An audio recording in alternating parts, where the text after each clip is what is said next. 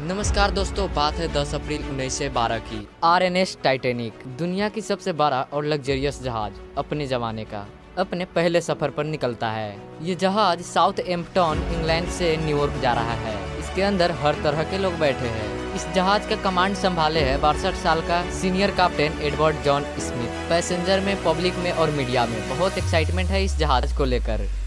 आखिर ना सिर्फ ये दुनिया की सबसे बड़ी शिप है 269 मीटर लेंथ में और 50 मीटर से भी ऊंची, बल्कि जो लग्जरी इस्तेमाल करी गई है इसे बनाने के लिए वो दिल दहला देने वाली है। उस जमाने में इस शिप को बनाने की कॉस्ट पड़ी थी $7.5 मिलियन। इन्फ्लेशन को अकाउंट में लेकर चलोगे आज की $400 मिलियन के बराबर है। शिप के अंदर का फैसिलिटी और डेकोरेशन किसी 5 स्टार होटल को भी पीछे छोड़ देगा। स्टेन ग्लास की खिड़कियाँ, ऑर्नेट वुड पैनलिंग, 2 बड़े बड़े ग्रैंड स्टेयर केसेस, एक heated swimming pool, Turkish bath, electric bath, एक जिम, एक स्क्वाश कोर्ट, 4 रेस्टोरेंट, 2 बार्बर की दुकानें और एक लाइब्रेरी भी।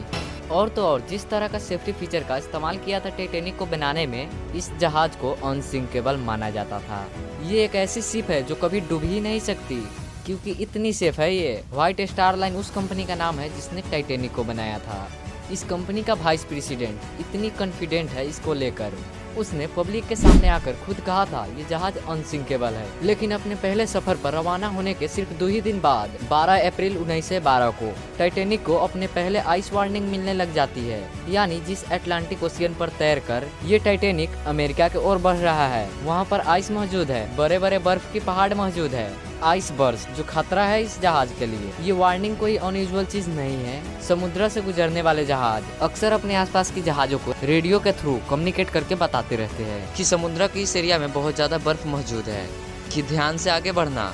इन वार्निंग को रिसीव करने के बाद टाइटैनिक अपने कोर्स को 2 बार बदलती है डेंजरस को अवॉइड करने के लिए, लेकिन अपने स्पीड को कम नहीं करती। 21.5 नॉट्स जो कि 40 किलोमीटर पर आवर के बराबर होता है, और इतना ही तेजी से ये जहाज आगे बढ़ता रहता है अपने लक्ष्य के ओर। 2 दिन बाद 14 अप्रैल 1912 7 और आइस वार्निंग दी जाती है, लेकिन कैप्टन स्मिथ और उनकी क्रू इस इंफॉर्मेशन को इग्नोर कर देते हैं और टाइटैनिक का रफ्तार कम नहीं करते। धीरे धीरे सूरज ढल जाती है और रात हो जाती है, तापमान नीचे गिरता है। इस 14 अप्रैल की खास बात यह है कि चांद बाहर नहीं आया था। बिना मून की कोई मूनलाइट नहीं थी, तो विजिबिलिटी बहुत कम थी इस रात को। जहाज के ऊपर एक क्रूज नेस्ट होता है, एक छोटा सा प्लेटफॉर्म जो काफी हाइट पर होता है। इसे लुकआउट पॉइंट कह सकते हो आप। यहाँ पर किसी को बैठा कर रखा जाता है हमेशा, ताकि सामने जहाज का क्या आ रहा है वो नजर रखते रहे, कहीं कोई ट्रैफिक तो नहीं, कहीं कोई ऑब्स्ट्रक्शन तो नहीं। और जो बंदा इस जगह पर बैठा था उसे बड़े ही ठंड का सामना करना पड़ता है। बहुत तेज रफ्तार से ठंडी हवा बह रही थी, ऊपर से रात का समय था और ठंडी हवाएं की वजह से आंखों में आंसू भी आने लग जाती है, जिसे आगे देखना और भी मुश्किल हो जाता है। रात की 11:39 फ्रेडरिक फ्लीट नाम का एक बंदा इस क्रूज नेस्ट में बैठा है। ये अचानक से अपने सामने देखता है एक बड़ा सा बर्फ का पहाड़। जल्दी से 3 बार इस घंटी को बजाता है ताकि नीचे बैठे हुए लोग सुन सके। फोन उठाकर ऑफिसर को कॉल करता है ब्रिज पर, चिल्लाकर कहता है सामने हमारा एक आइसबर्ग है, जल्दी से जहाज को मोड़ो। फर्स्ट ऑफिसर विलियम ब्रिज पर बैठे इस इंस्ट्रक्शन को सुनते हैं और इंजन गुन को संदेश देते हैं कि जहाज को लेफ्ट डायरेक्शन में मोड़ दे, लेकिन अनफॉर्चुनेटली बहुत ही लेट हो चुका है। सिर्फ 1 मिनट बाद 11:40 जहाज जाकर इस आइसबर्ग से टकरा जाता है। The Titanic was a new breed of luxury liner. Titanic left port in Southampton, England. Among her passengers were many of the wealthy and influential. The band played the gayest tunes and American ragtime dances. The time was 11:40. The iceberg grazed the right side of the ship. And all of a sudden she lifted up quickly. Everything that was movable was going through her. I didn't think it was serious because I didn't think it was possible. A big ship like that could sink. It sank very quickly. ये iceberg भी कोई छोटा मोटा iceberg नहीं था। Length में ये 200 by 400 feet था, जो एक फुटबॉल फील्ड इतना बड़ा, और हाइट में ये क्रूज नेस्ट तक आ रहा था। साइंटिस्ट का एस्टीमेट है कि इस आइसबर्ग का वजन 1.5 मिलियन टन था। आइसबर्ग के साथ ये टकरा। टाइटैनिक जहाज का फ्रंट राइट साइड पर था। करीब 10 सेकंड तक ये जहाज आइसबर्ग के साथ घिसरता चला गया और एक बहुत बड़ा डेंट पड़ गया। इसकी वजह से शिप की मेन बॉडी में कुछ छोटे छोटे होल्स भी आ गए। आप शायद सोचोगे कि ये कैसे पॉसिबल हो सकता है, एक बर्फ का टुकड़ा एक मेटल को कैसे काट सकता है। आप अपने फ्रिज में रखे बर्फ को इस्तेमाल करोगे तो हाँ, वो मेटल तो नहीं कटेगा, लेकिन इतना ध्यान रखिए कि एक बर्फ का पहाड़, उसका खुद का वजन कितना होता है। और कहने के लिए तो लकड़ी भी मेटल को नहीं काट सकती, लेकिन फिर भी आपका मेटल का बना गाड़ी पेड़ से टकराकर चकनाचूर हो जाता है। तो सिमिलरली इस आइसबर्ग का वजन इतना था, क्योंकि ये इतना बड़ा था कि टाइटैनिक जहाज को बुरी तरह से चोट पहुंचाई। कोलिजन के कुछ ही सेकंड बाद कैप्टन स्मिथ और शिप की आर्किटेक्ट थॉमस तुरंत पहुंचे ये देखने के लिए कि इस जहाज को कितनी चोट पहुंची है इस इम्पैक्ट के वजह से। देखा तो उन्होंने रियलाइज किया ये जहाज तो डूब जाएगा। वो कम्प्लीटली शॉक हो गए इस चीज को देखकर। इन्हें लगता था कि ये जहाज तो अनसिंकेबल है, डूब नहीं सकता। वीडियो को शुरू में मैंने बताया था इस जहाज को अनसिंकेबल माना जाता था, क्योंकि इस जहाज के अंदर सेफ्टी फीचर कमाल के थे। 2 मेन सेफ्टी फीचर थे जिसके वजह से इसे ऐसा माना जाता था। पहला, इस जहाज के अंदर एक डबल बॉटम हॉल था। हॉल जो होता है जिसे जहाज का मेन बॉडी कहा जाता है। डबल बॉटम हॉल का मतलब है कि यहाँ पर 2 लेयर लगा है। अगर नीचे से एक लेयर टूट भी गई तो दूसरी बचा लेगी। दूसरा, जो पूरी शिप की होल बॉडी है, जो हॉल है, जिसे 16 अलग अलग वाटर टाइट कंपार्टमेंट में डिवाइड किया गया है। 16 में से 4 कंपार्टमेंट यदि पानी से भर जाए तो भी जहाज नहीं डूबेगा, जहाज को कोई फर्क नहीं पड़ेगा। लेकिन आइसबर्ग से जो इम्पैक्ट हुआ था ये एक्चुअली में शिप की साइड में हुआ। जो डबल बॉटम हॉल था वो किसी काम का नहीं रहा। साइड में तो सिंगल लेयर ही लगी थी। और दूसरा, ये इम्पैक्ट इतना ज्यादा बड़ा था कि 16 में से 6 water tight compartment already damage हो चुके थे, उनमें पानी भर चुका था। लिमिट 4 तक की थी। 6 कंपार्टमेंट को पानी से भरने का मतलब था कि इस जहाज को कोई भी अब नहीं बचा सकता। ये अनसिंकेबल जहाज भी अब डूब जाएगा। टकराव के करीब 20 मिनट बाद रात के 12 बजे कैप्टन स्मिथ ऑर्डर करते हैं अपने क्रूज मेंबर को कि एक डिस्ट्रेस कॉल भेजो रेडियो पर। जो आसपास का जहाज होंगे वो शायद से हमारे सिग्नल को पकड़ ले और हमें बचाने आ जाए। Senior radio operator Jack Phillips हमारे कहानी का हीरो निकलते हैं। लगातार एक के एक वो डिस्ट्रेस सिग्नल भेजते रहते हैं, फिर भी कोई रिस्पॉन्स नहीं आता। और भेजते हैं और भेजते हैं। कोई तो जहाज होगा हमारे आसपास जो सुन ले हमारे सिग्नल को। 20 मिनट बाद 12:20 AM RMS कार्पेथिया जहाज जो टाइटैनिक के पास मौजूद था वो इस सिग्नल को पकड़ लेता है। रेडियो पर टाइटैनिक का ऑपरेटर से बात करता है और कहता है चलो जहाज को मोड़ा जाए, टाइटैनिक के ओर हम उन्हें बचाने जाएंगे। प्रॉब्लम इतनी है कि ये जहाज पास था फिर भी 1 से 7 किलोमीटर दूर था। अगर ये अपने टॉप स्पीड पर भी टाइटैनिक के पास जाएगा, इसे फिर भी टाइटैनिक के पास पहुंचने में 3.5 घंटे तक लग जाएगा। 3.5 घंटे में क्या टाइटैनिक जहाज बचा रह सकता है?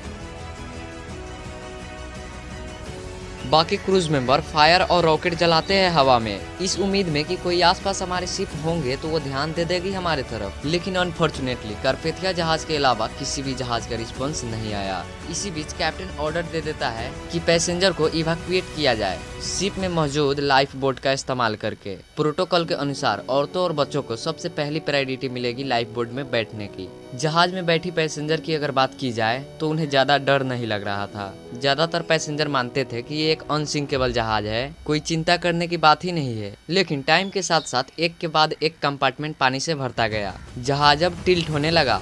धीरे धीरे पैसेंजर ने रियलाइज किया कि ये जहाज एक्चुअली में डूब सकता है। और जब पैसेंजर को ये रियलाइजेशन हुई तो सब बहुत डर गए और भीड़ में इधर उधर भागने लगे।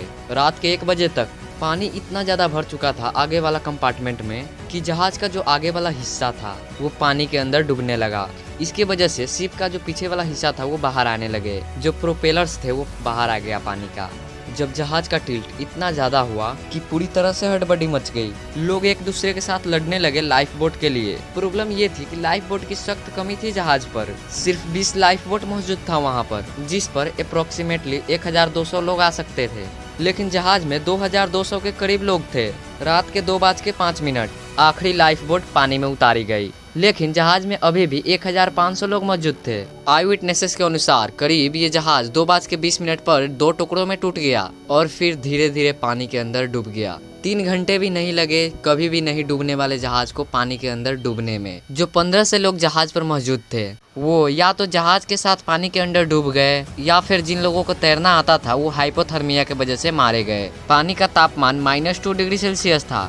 अगर इस टेम्परेचर पर आप पानी के अंदर गिरोगे तो 2 मिनट के अंदर मौत हो जाएगी आपका, इस ठंड की वजह से, हाइपोथर्मिया की वजह से। टाइटैनिक जहाज का कैप्टन एडवर्ड स्मिथ कहा जाता है कि अंत तक अपने व्हील पर ही बने रहे थे और जहाज के साथ डूब गए। दूसरी तरफ कुछ लोगों का ये भी मानना है कि उन्होंने सुसाइड कर लिया था अपने ऊपर गोली चलाकर। RMS कारपेथिया जहाज वो उस लोकेशन पर पुगता है 3:30-4 बजे, करीब 1 घंटे लेट उन लोगों को बचाने के लिए जो जहाज पर मौजूद थे। लेकिन लाइफ बोट से लोग निकल गए थे जहाज से, करीब 7 से 5 लोग थे। उन्हें यह जहाज सक्सेसफुली बचा लेता है। इस टाइटैनिक के डिजास्टर के बाद कई सारे सवाल उठे, कई कंट्रोवर्सीज हुई, कई इन्वेस्टिगेशन कराई गई और कुछ ऐसे बातें सामने आई जिसे सुनकर आप दंग रह जाओगे। कैसा लगेगा दोस्तों अगर मैं आपको कहूँ कि उस रात एक और जहाज मौजूद था वहाँ पर, टाइटैनिक से सिर्फ 37 किलोमीटर दूर, जो टाइम पर पहुँच सकता था टाइटैनिक पर बैठे पैसेंजर को बचाने के लिए। ये बात सच है। उस जहाज का नाम था SS कैलिफोर्निया।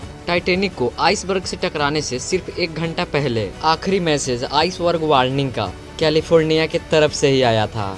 उन्होंने कहा था कि सावधान रहना, इस समुद्र में बहुत ही आइसबर्ग है यहाँ। उसके बाद 11:15 पर रात के कैलिफोर्निया का जो रेडियो ऑपरेटर था उन्होंने अपना रेडियो बंद कर दिया था। कैलिफोर्निया जहाज रात के लिए रुक गया था। वो उस समुद्र में रात को आगे नहीं चलना चाह रहा था। खतरे को देखते हुए, खतरे को समझते हुए जहाज को रात के लिए रोक रखा था। रेडियो टर्न ऑफ था। यही रीजन है कि कोई डिस्ट्रेस सिग्नल नहीं पहुंच पाया उस जहाज तक।